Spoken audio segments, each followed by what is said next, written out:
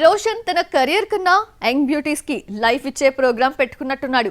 మొన్న శ్రీలీల ఇప్పుడు ఓ మలయాళ కుట్టిని టాలీవుడ్ కి పరిచయం చేయబోతున్నాడు.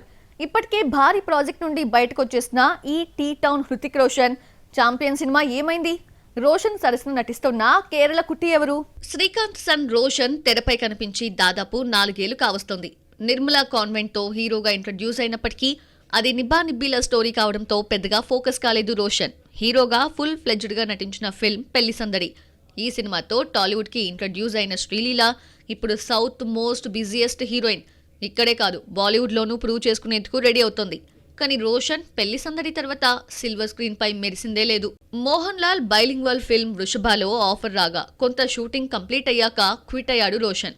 ప్రెజెంట్ అతడి చేతిలో ఉన్న ఏకైక ఫిల్మ్ ఛాంపియన్. స్పోర్ట్స్ డ్రామాగా తెరకెక్కుతోన్న ఈ ఫిల్మ్ ని స్వప్న సినిమాస్ నిర్మిస్తోంది.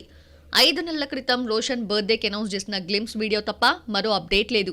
కానీ రీసెంట్ గా ఓ అప్డేట్ పంచుకుంది. రోషన్ జోడీగా మలయాళ కుట్టి అనశ్వర రాజన్ ని పట్టుకొచ్చారు మేకర్స్. చంద్రకళగా ఆమె కనిపించబోతోంది. బర్త్డే సందర్భంగా ఆమె పోస్టర్ రిలీజ్ చేసింది స్వప్న సినిమాస్. అనశ్వర రాజన్ డబ్బింగ్ సినిమాలతో టాలీవుడ్ ఆడియన్స్ కి సుపరిచితమే. ముఖ్యంగా OTT and Malayala film lovers కి ఆమె ఫేస్ రిజిస్టరే. 15 ఏళ్లకే యాక్టింగ్ కెరియర్ స్టార్ట్ చేసిన ఈ కేరళ కుట్టి సూపర్ శరణ్య, నేరు, గురువాయూరు, అంబలనడయల్, రేఖా చిత్రంతో ఫేమ్ తెచ్చుకుంది. Bilingual film 7 Brindavan colony sequel తో టాలీవుడ్ లోకి ఎంట్రీ ఇస్తుందనుకుంటే ఇప్పుడు ఛాంపియన్ తో ఇంట్రడ్యూస్ అవబోతోంది. రోషన్ తో నటించిన శ్రీలీల టీ టౌన్ ని ఏలేస్తుంటే మరి అనశ్వర లక్ ఫ్యాక్టర్ ఎలా డిసైడ్ అయిందో తేలాలంటే ఛాంపియన్ రిజల్ట్ వచ్చే వరకు ఆగాల్సిందే.